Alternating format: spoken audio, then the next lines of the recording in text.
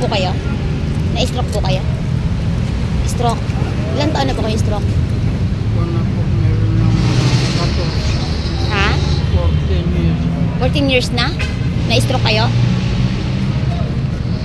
Maraming salamat.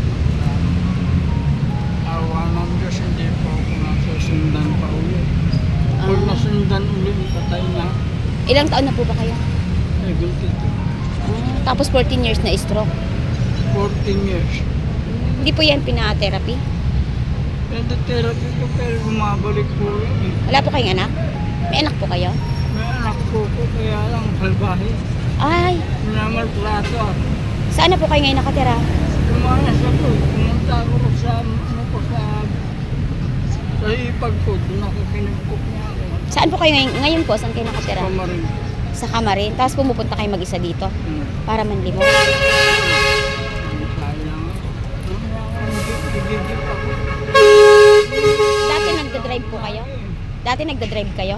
Ako nagmumotor ako dati. Nagmumotor ako dati din. Nati-therapy po yan kasi nakakalakad pa kayo eh. Therapy ko na to. Gumanon na yan eh. Gumanyan na yan. Opo. Tapos, tagal mabalik na naman. Kailangan ihawak-hawak nyo ng mga bagay yan. Kasi kagaya yan oh, na nagtigas na siya. Kailangan may hahawakan kayong bagay. Malambot pa oh. Oh. Malambot po ah. Oh. Oh, malambot naman ah. Tingnan mo, straight nyo po. Oh. Hahawak po kayo ng bagay na lagi itong nakaano. Lagi itong malambot pa.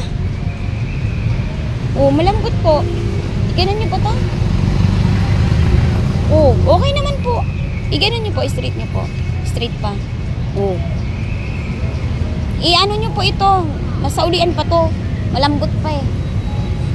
Kung may kilala kayo na nagmamassage, pwede nyong ipamasahe yan. Tapos exercise nyo, hahawak nyo ng mga bagay na pwede siyang makahawak. Opo. Sabi sa akin. Kasi okay pa po oh. Malambot pa to. Masaulian pa yan.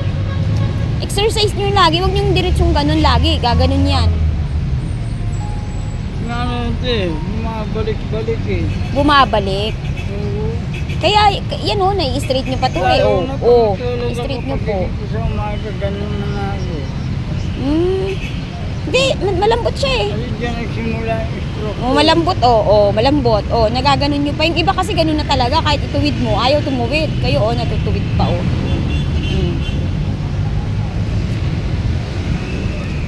Sige po. Okay po.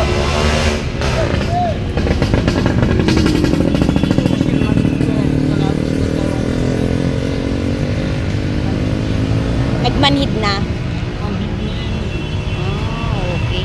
Sige po.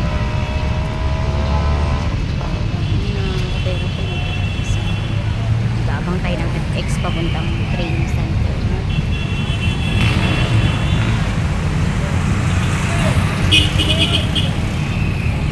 Kukuha na din tayo mga ka-therapy ng certificate natin ngayong araw. So by training tayo ng 1 day kasi may another tayo certificate. Ang dami nating certificate na kailangan dito mga